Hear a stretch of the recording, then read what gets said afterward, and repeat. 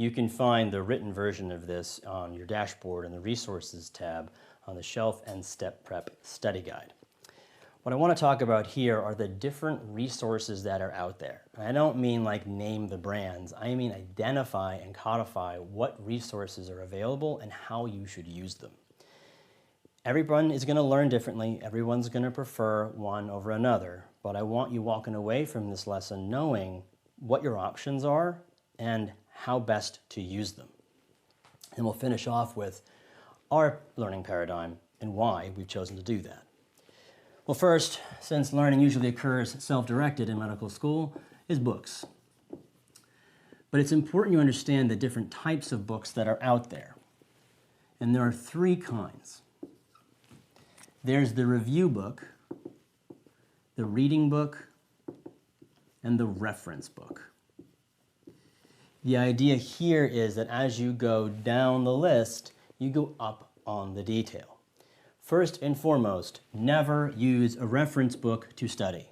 The only time you should touch a reference book is when you are asked to give a detailed talk to your team that only the specialist on the team is going to understand when you speak, and everyone is going to be completely bored by you.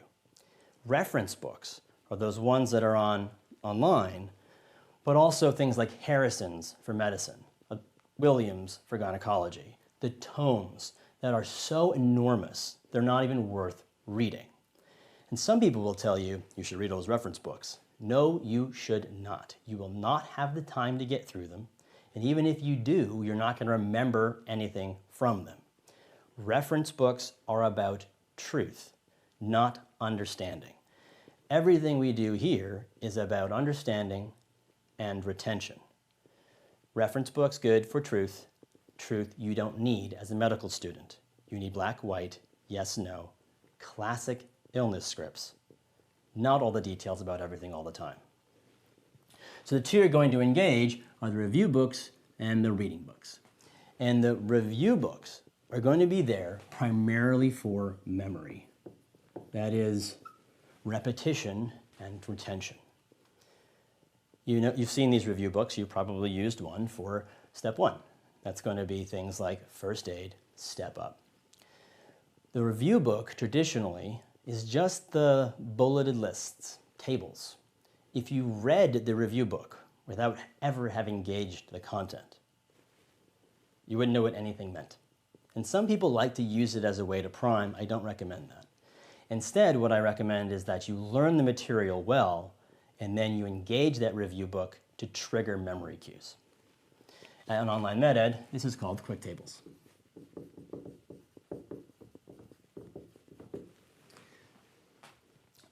The reading book is the thing that takes a narrative form.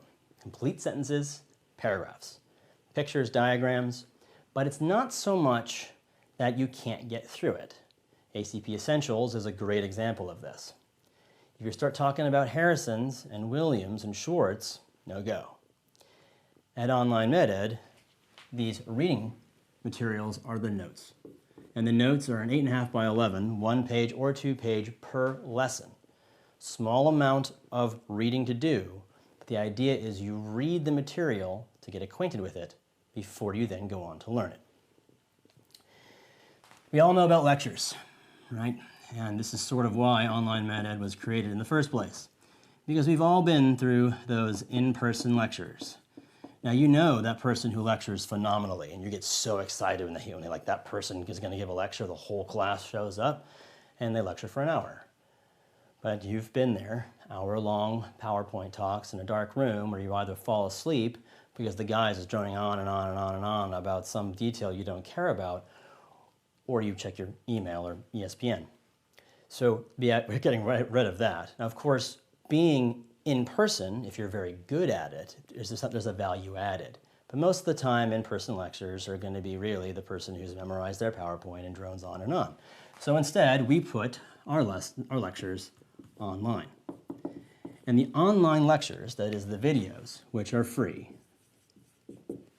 allow you, the learner, to start, stop, repeat, speed up, whatever. You're in total control, as opposed to starting when the lecturer is ready.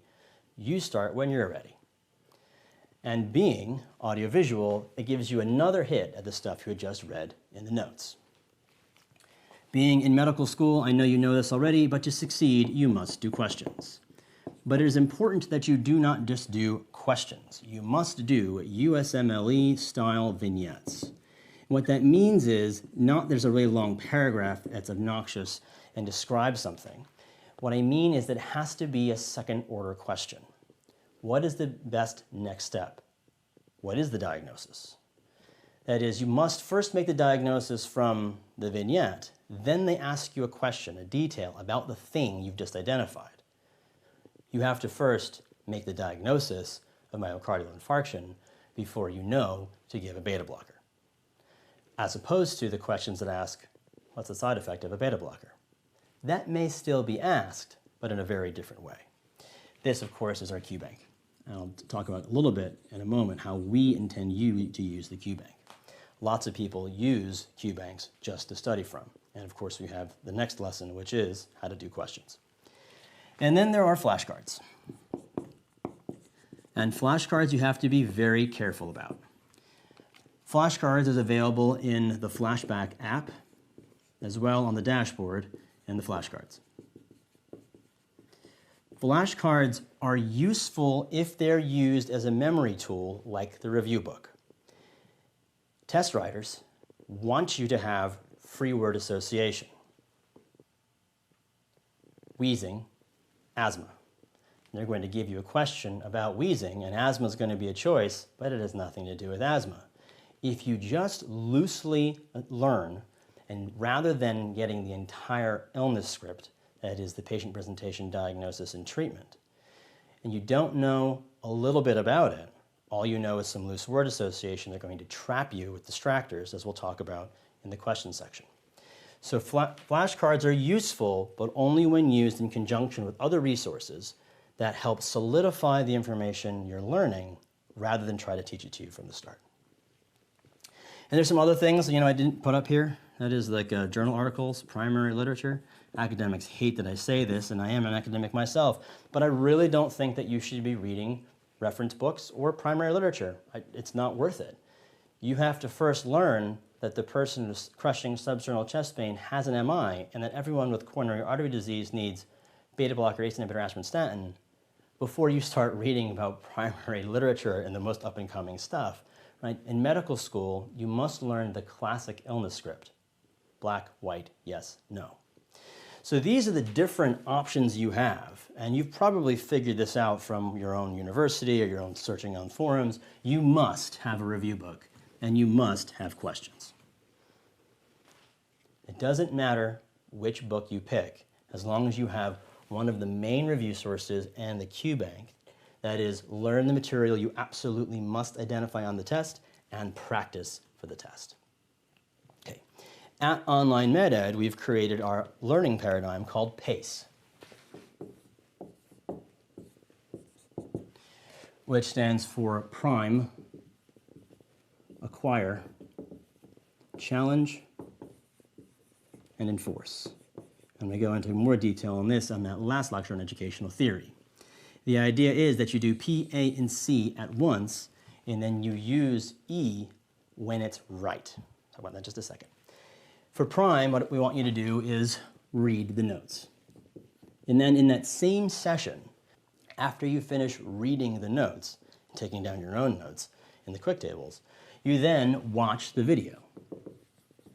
You just read the same material, and now you get it again, audio-visual. And of course, we keep our lessons short because that's how adult learners learn.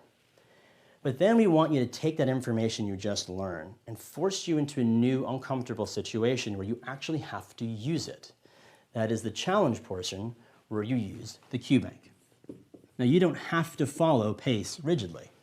If you do, you'll have success. But not everyone's going to want to do all the pieces. And sometimes you'll want to save the questions for later on when you're preparing for the test, not necessarily at the same time. You can use these resources however you want, but our learning paradigm is set up to maximize understanding and retention. We do that by delivering it in multiple modalities, repeating that same information in different ways, challenging you a little bit, and then when it's the right time to use the quick tables and the flashback app to queue up key things in memory. 48 hours after you watch a video, your flashcards become active because at 48 hours is what the maximum time to re-engage that memory to solidify it. And you get extra repeats of the must-know information to the quick tables. All right, these are the resources you have to choose from. Do you have to use all of them? No. Do you have to use any one? Probably not, but I would definitely get that review book and a QBank. But then, as we're going to talk about, you may have to set your own goals, how long you have and what do you want to score and what's your baseline. But when you choose a study schedule or when you choose a study system, I want you to know what you're picking and why, knowing the limitations of each of the different things that are available, and most importantly, stay away from primary literature and reference books. They're too much to study for where you're at. That is education resources.